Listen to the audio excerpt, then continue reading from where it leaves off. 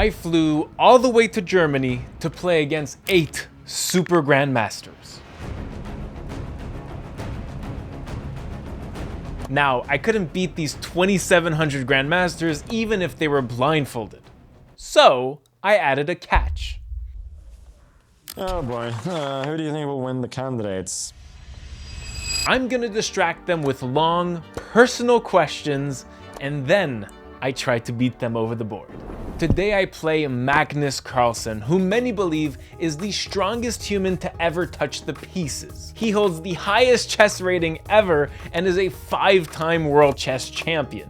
Will I be able to make creator history and beat Magnus Carlsen? You'll find out in this video. So I have questions during the game. Every 2-3 moves, feel free to just take a question, read it out loud, and give us your best answer. Okay. Sweet? Yes. Okay.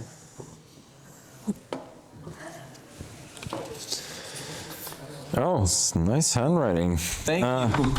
I made What was the biggest slump you overcame in your competitive career? And what did you do to overcome it? There's been a couple. I would say around 2005, I had a period where I lost some rating, and like late 2004, and well into 2005, I lost a bit of rating. I was struggling, and I think that was a lot about my actual skill catching up with my rating. I think I'd kind of been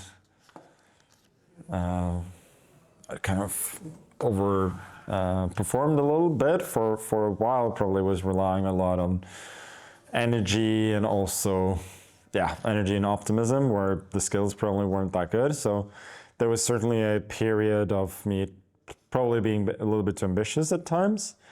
And honestly, I didn't do anything particular to overcome it. It sort of just happened that at a certain point, I started having better results because I got a lot of practice against good players and I matured. So Excellent. the short answer is I just kept believing in myself, and at some point it just turned around. How important is self-belief in chess? I usually talk about trying to balance being like optimistic and more delusionally optimistic. But you certainly want to be on that side, otherwise you're just gonna So you're just gonna with the self-belief. Yeah, it starts with the self-belief, and then you sort of calibrate from there. Okay, how did I prepare chess-wise, mentally or physically, for the Freestyle World Championship? So for me, the thing is that for the first freestyle tournament back in 2024, I prepared a lot. I looked at a lot of like freestyle specific preparation for openings and all of that. And honestly, it ended up leading me to just be confused at the start, because I was kind of more prepared for the exceptions rather than the rule. So I've tried to recalibrate that a little bit in the last few tournaments. So now I've looked at some games, and obviously chess-wise, I was just in London playing a ton of speed chess, so I think that helps me prepare as well. But yeah, that's more or less it. Otherwise, I have a wife and a kid, so that takes time too. Of course. How am I doing so far? You're doing great. Thank you. Don't know why you're asking the question, because you know that your moves have been good. It's flirting with theory, but I'm not sure if this is still. Yeah, this is all good. So now you kind of made all the obvious moves. Mm-hmm. Exactly. Yeah. That's the thing about playing these hedgehog setups with black, is that you give white such a good position that it's hard to actually improve it. Yes. Like, all my pieces are maximized. I have space. I have the center. Yeah. And now what to do? Now what to do?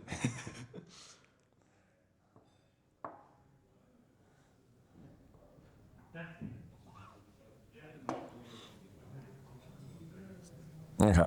So now I gotta ask myself, what would Alpha Zero do? H5. Of course.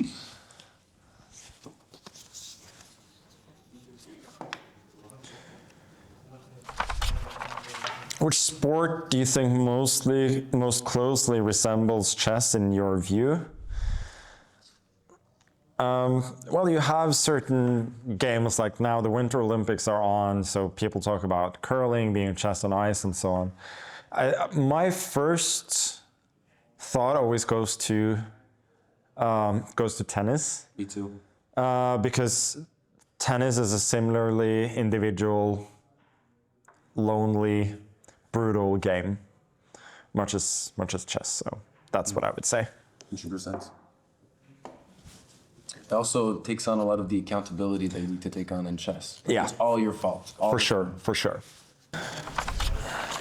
What do you think is your competitive edge over the other players for the Freestyle World Chess Championship in 2026? It's hard to say because I feel like I've kind of struggled against a lot of the players that are here, not kind of overall, but in individual matches and games. So I don't feel as though I'm sort of ever kind of dominating. Mm-hmm. So it's hard for me to just sit here and say that I feel like I have a clear competitive edge in any way, because I feel like I don't. My playing freestyle is so difficult that you can rarely feel comfortable at any point. So I don't know. Great answer. I just don't Maybe feel it. once it becomes a game, once you're out of the opening, you're just. Then I'm usually able to use my strength, in some way.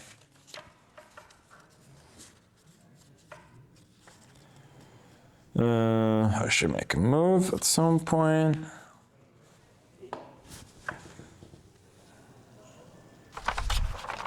Tell me a time you had a complicated situation at the board with the rules and an arbiter had to be called over. I'll tell a funny story, not from my game, but from the Freestyle World Championship in 2022, when Jan Nepomniachtchi and Wesley So played in maybe, I don't know if it was the first round, but one of the first few rounds. And Wesley had the impression that you're allowed to castle out of check in freestyle. I remember this move. And Jan politely, disagreed with that opinion. I don't think what Wesley was thinking was so crazy, because I seem to remember, I don't remember which, but I think one of the major websites, maybe there was a bug or something, but I think I'd seen it been done. But obviously that was not allowed, and to everybody but Wesley, it was hilarious. Yeah. Especially considering that Wesley was the reigning freestyle world champion at that point. Oh boy, who do you think will win the candidates? That's very hard to say. I think Hikaru is the only one that I'm fairly confident that will be up there, because he doesn't really ever have bad results, like really bad results. Apart from that, I think there are a few who are capable of winning, but whether I massively believe in them, I'm not sure. So I don't think there's anybody who's got more than 20-25% chance, but I'm going to say that very, very slight edge to even Hikaru. Just being in the top 3. That's a great. I think I really believe that he will score at least +2. Wow.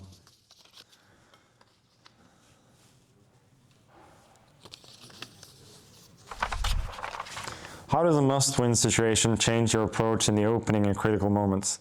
That's an excellent question because you also feel it in freestyle, that obviously here it's a lot easier to play for a win from the get-go since you don't have opening theory to lean on. But there's also a thing here about creating counter chances from the early point if you're playing black, especially. What I would say is that I normally play a little bit worse when I have to win a particular game. And I think that goes for a lot of people because when you're not playing for result, you play a lot more carefree. So I feel like most of the time, both of us play like a little bit worse. Right. Take more risks. You have to take more risks, and then your opponent might make like might not take as much risks as he needs to, and so on. So it certainly changes the situation a lot. After 20 years or so at the highest level, I still feel like I haven't come close to mastering the situation. I think probably the best approach was described by Kasparov back in the day, that in order to win a game on demand in a big tournament, you cannot rely on tricks. You must just be perfect from the get-go. So it's as simple as that. Kasparov is the best person to get that advice from. For sure. 1987. So For sure. Before that, I think there were others, like Bronstein was in a must-win situation after losing the penultimate game against Botvinnik, and I think he said himself that he just didn't think it was possible. So, but Gary actually managed to do it, which is one of the greatest performances of all time in chess. His win in Seville. In Seville, yeah. Wow. Winning the last game. Yes. Wow, that's such a great take. Okay, we're getting close to time running, huh? Yes. What piece of advice would you give to players training every day in their final 300 ELO to become GM? Trying to think what I did. I just played a bunch of tournaments, played Blitz online when I could. I had like weekly or bi-weekly training sessions where I was able to look at my games and other games with some of the best players in Norway. That helps a lot. But yeah, every day, honestly, just try and get the reps in. Like try and play. Yeah, try and play. Even if,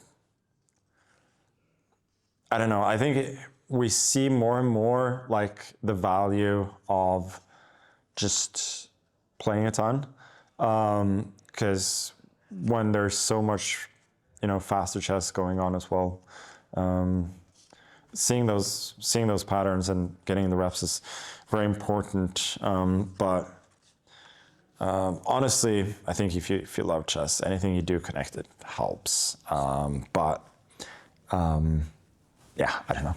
So you're saying the reps, so the practical side, playing a ton, and then the theoretical side, training on your own. I just think like anything helps, and there's just no particular wrong answer as long as you put in the hours.